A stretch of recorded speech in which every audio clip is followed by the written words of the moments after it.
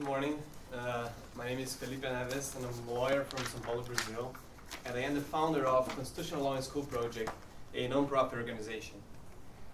In Brazil, we live in a very delicate moment right now, especially when it concerns the public administration and the politicians. More than $4 billion that should have been allocated to improve our education and our health system ended up in the pockets of corrupt politicians. And we live in a moment that we need to fight for our rights. We need to demand that the governors do their work and fulfill what was promised in the election campaigns. But in order to fight for our rights, we must first know them.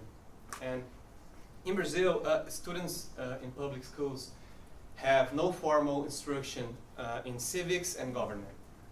And there are no other organizations filling the gap right now. As a result, they graduate without knowing the fundamental rights and guarantees that is provided by the Constitution of Brazil. And those rights were won after 20 years of fights against the military dictatorship government. Also in Brazil, public school students represent 80% of the students' population. And 75% of public school students are from low-income families. And they face daily abuses of their individual rights by the public administration and by the law enforcement. In a democracy, citizens should know their own government. But according to recent research, 50% of the Brazilian population does not know the main information contained in the Constitution of Brazil. Our students must be able to graduate knowing about the obligations and duties of the political leaders and the government agencies, and knowing the importance of being well informed and attentive to public issues. So my organization, Constitutional Law in School Project, aims to teach to public school students the main aspects of the Constitution of Brazil, such as individual rights and guarantees, public administration system, political rights, governance duties and responsibilities, and we also seek to explain to them what's going on in our country now, the main issues that we have right now. We explain about the impeachment of the president, the reduction of the criminal age limit, and the current corruption investigation.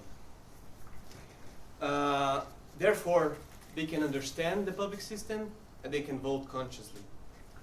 Also, because we have access to public school students, we created scholarships with the help of partner companies. Each partner company funds a specific number of scholarships that pays for pre-SAT courses and college tuitions to students that we select through a rigorous selection process. And with a college education, they can have better opportunities than their parents had. Therefore, they can have a better future. Moreover, we want to make ourselves a sustainable organization, and one way to do this is to charge a fee for service in private schools, and all of the revenue will enable us to provide a high quality service for free in public schools. The success of every democracy depends essentially on the next generation understanding their role in the society and making conscious decisions. Oh, I'm missing one slide.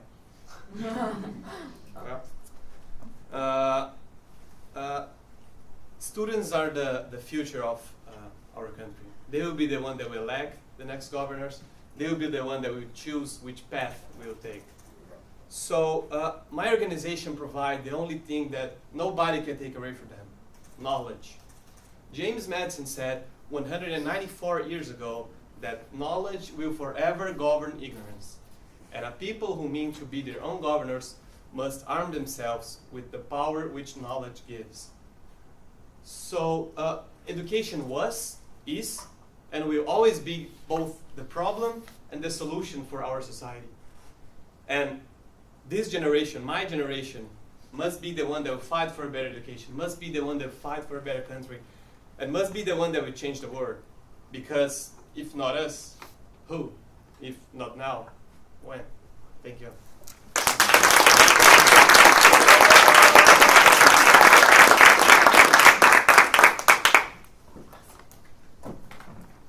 I have a question. Go ahead. So you had mentioned that one of your financial models would be to, or business models would be to be able to charge private schools a fee for this. Has that been tested? Have you tested that? Yeah, we have similar organizations that do that, but not with constitutional law. They do that with health instructions and similar themes, but it's a viable option.